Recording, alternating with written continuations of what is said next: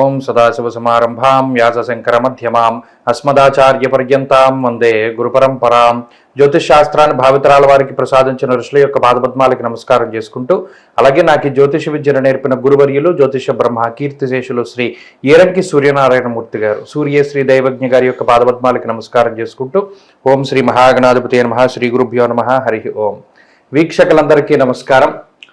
June నెల 16వ తారీఖు లగాయతు June 22వ తారీఖు శనివారం వరకు ఉండేటువంటి గ్రహగతుల ఆధారంగా ద్వాదశ రాశుల వారికి ఈ వారం ఏ విధమైనటువంటి శుభాశుభ ఫలితాలు కలగబోతున్నాయో ఈ కార్యక్రమం ద్వారా తెలుసుకుందాం. అందులో భాగంగా ఈ వారం ఉండేటువంటి గ్రహగతులను గమనిద్దాం. ఈ వారంలో శనేశ్వరుడు కుంభరాశి యందు, మీనమందు రాహువు, మేషమందు కుజగ్రహము, వృషభ రాశి యందు గురుడు, మిథున రాశి యందు రవి, బుధ, శుక్రగ్రహాల యొక్క సంచారం అనేటువంటిది జరుగుతూ ఉన్నది. అలాగే చంద్రుడు కన్యా, తుల, వృశ్చిక రాశుల యందు సంచరించబోతూ ఉన్నారు. కేతు కన్యా రాశి యందు ఉన్నారు. ఇటువంటి పరిస్థితుల్లో ద్వాదశ రాశుల వారికి ఏ విధమైనటువంటి శుభాశుభ ఫలితాలు కలగబోతున్నా తెలుసుకుందాం.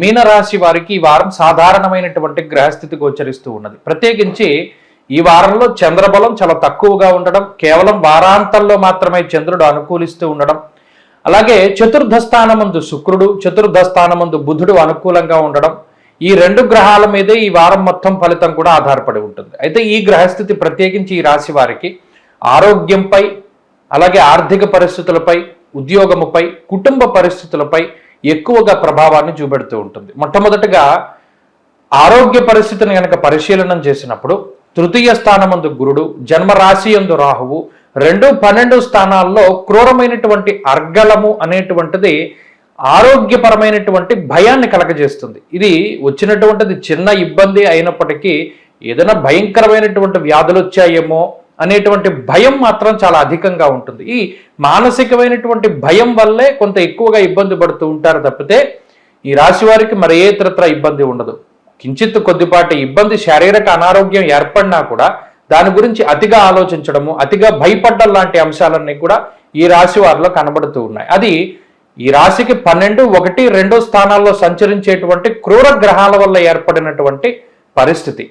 అలాగే ఆర్థిక పరిస్థితుల్లో కూడా కొంత వెనకబడి ఉంటారు. అనగా ఖర్చులు ఎక్కువగా ఉండడం, ఖర్చుకు తగ్గట్టు ఆదాయాన్ని పొందలేకపోవడము, లేదా వచ్చినటువంటి ఆదాయం అకారణంగా ఖర్చు అవుతూ ఉండడం లాంటివి కూడా ఈ వారంలో కొంత అవకాశం ఉన్నది. ఏదేమైనప్పటికీ కుటుంబం అనేటువంటిది కొంత వెనకాలే ఉంటుంది, మీ వెన్నంటే ఉంటుంది. ఆ కుటుంబ సభ్యుల యొక్క సహాయము, సహకారము, అండదండలు ఈ రాశి వారికి పూర్తిగా లభిస్తాయి. నూతన వాహనము, వస్త్రము, గృహము, ఆభరణాలు లాంటి వాటిని కొనుగోలు చేయడానికి ఈ గ్రహస్థితి అవకాశాన్ని కల్పిస్తుంది. ఉద్యోగపరమైనటువంటి ఇబ్బందుల్ని ఈ గ్రహస్థితి దూరం చేస్తుంది.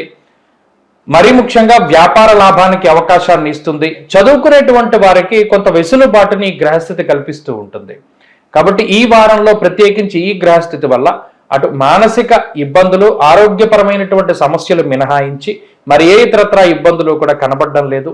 విద్యార్థులకి కూడా గ్రహస్థితి బాగున్నది. స్త్రీలకి కూడా ఈ గ్రహస్థితి కొన్ని మంచి ఫలితాలు ఇస్తూ ఉన్నది. ప్రత్యేకించి ఆరోగ్యం పట్ల శ్రద్ధ వహించాలి. కుటుంబ పరిస్థితులు బాగున్నాయి. ఉద్యోగ వ్యాపారాలు చేసేటువంటి స్త్రీలు లాభపడడానికి అవకాశం ఉంటుంది.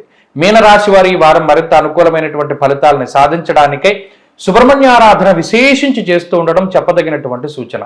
ఈ వారంలో కలిసి వచ్చేటువంటి రోజు బుధవారంగా చెప్పవచ్చును. అదృష్ట సంఖ్య 2, అదృష్ట వర్ణము ఆకుపచ్చ. స్వస్తి.